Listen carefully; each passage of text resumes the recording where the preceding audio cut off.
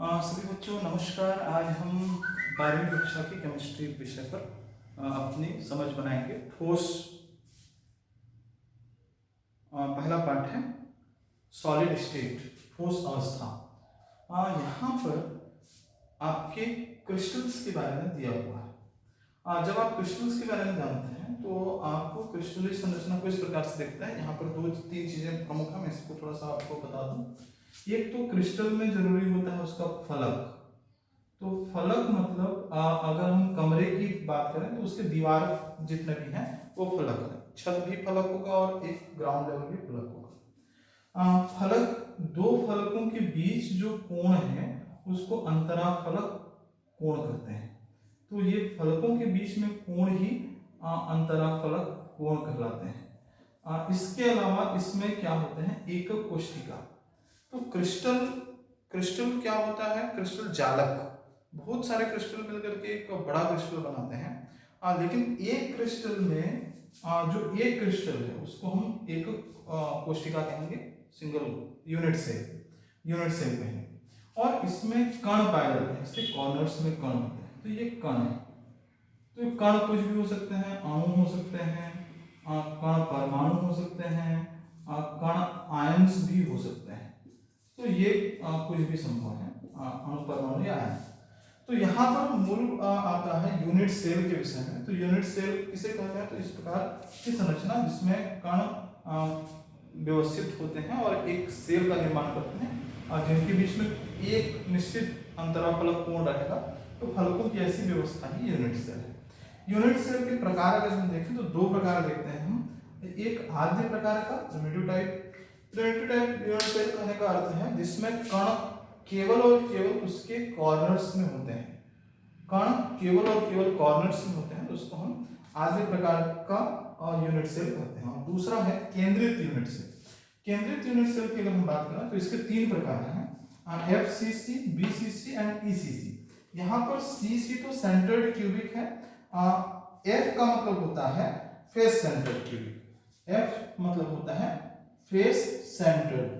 तो face centred का मतलब है फलक केंद्रित। अगर हम हिंदी में कहें तो फलक केंद्रित। अब फलक केंद्रित क्या है, तो फलक, अब आपको समझना कि ये दीवार एक फलक है। तो वो फलक में अगर कोई कॉर्नर में जो कण है उनके अलावा हर फलक में भी कण मिले तो हम इसे कहेंगे फलक केंद्रित घनी से यूनिट से।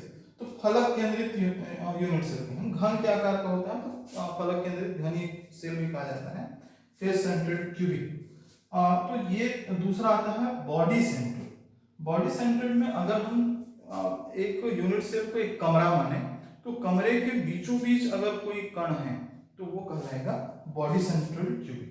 और ECC का मतलब है एंड सेंटर्ड क्यूबिक। एक सिरे पर सेल हो, जैसे सेल में कॉर्नर्स के अलावा हमारे कण जो हैं वो किसी एक सिरे में, जैसे मान लीजिए यहाँ पर कण है तो यहाँ पर कण है, तो इस सिरे की तरफ गया हो तो वो एंड सेंटर्ड कहलाता है।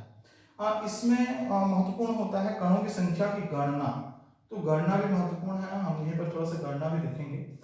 इस सेल के पास कितने कण हैं, ऐसा लग रहा है कि अभी इसके पास 8 कण हैं, लेकिन वास्तव में ये 8 के 8 इसके नहीं है, क्योंकि ऐसा यूनिट सेल कहीं एक यूनिट सेल मिलना पॉसिबल नहीं। तो बहुत सारे यूनिट सेल जब होंगे तो क्या होगा, एक उदाहरण से समझेंगे।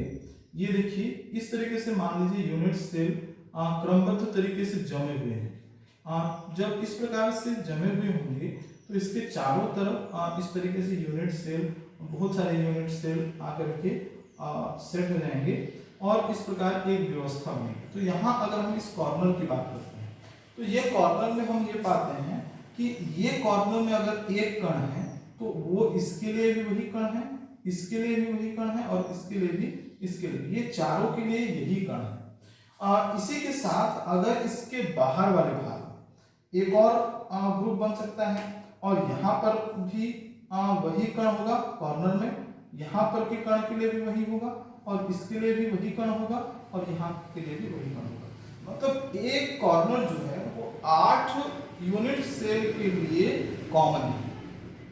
तो इसलिए हम हर यूनिट सेल को उसका 1/8 हिस्सा देंगे।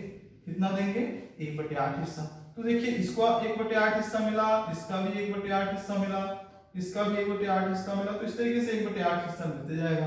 तो कुल कण है 8, 1 4 और ये 4 8, और 8 जने का 1/8 हिस्सा मिलेगा, तो ये हो जाएगा एक कण। तो हम देखते हैं कि आद्य प्रकार की यूनिट सेल में कण की संख्या 1 होती है। एफसीसी में कण की संख्या, तो इसमें 8 तो है कहां पर, कॉर्नर्स में, तो कॉर्नर वाले तो मिलेंगे ही, तो कॉर्नर हो जाएगा 8 इंटू 1/8, ये तो है बराबर 1। लेकिन इसके अलावा इसके पास क्या है, एक बीचों बीच भी है, और ये जो बीचों बीच है फलक के बीच में, इसका और कोई ज्यादा साझेदार नहीं है। कौन साझेदार है, तो वो स्वयं साझेदार है और उसका बगल वाला साझेदार है। दो जने के बीच में एक फलक है और इसमें एक कण है, तो उसका ये और ये, तो दो साझेदार हो गए, आधा इसको मिलेगा आधा उसको मिलेगा।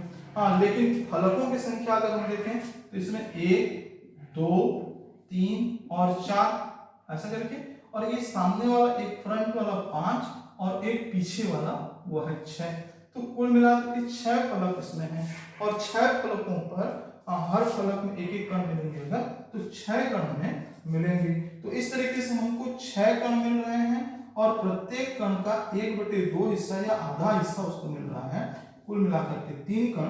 तो इस समय हो जाएंगे 3 और 1 4। अगर हम बॉडी सेंटर्ड की बात करते हैं, इसमें कणों की संख्या कितनी है, तो बॉडी सेंटर्ड में देखिए कण जो कॉर्नर्स में है वो तो मिलेंगे ही, तो इसमें भी कॉर्नर वाले हो जाएंगे कितने, 8 का 1/8 हिस्सा जो कि 1 हो जाएगा।